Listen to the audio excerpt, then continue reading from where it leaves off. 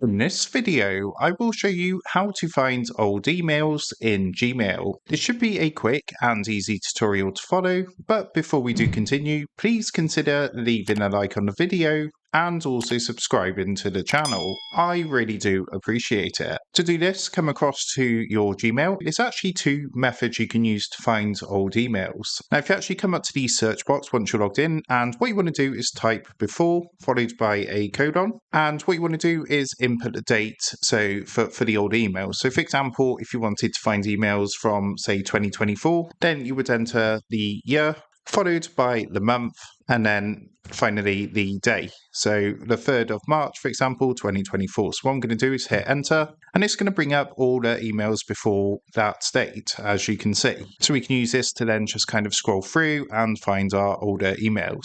Now, another way you can do this is if you come back up to the search box at the top, another thing you can do is type older underscore than and then put a colon. And what you can do is search for emails which are older than 1 month or 1 year. So you would just put after the colon, for example, if you wanted to find emails older than 1 month, you would put 1M, like so, hit enter. And again, you can use this to scroll through and find old emails. As you can see, these are all from last month. Or if you wanted to go further back, say for a year, instead of putting M, you would put Y. So if we wanted to find emails older than 2 years, I would put 2Y and then hit enter. And as you can see, of course, I'm recording in 2025, but these are emails dating back to 2023. As you can see, the dates are on the right-hand side.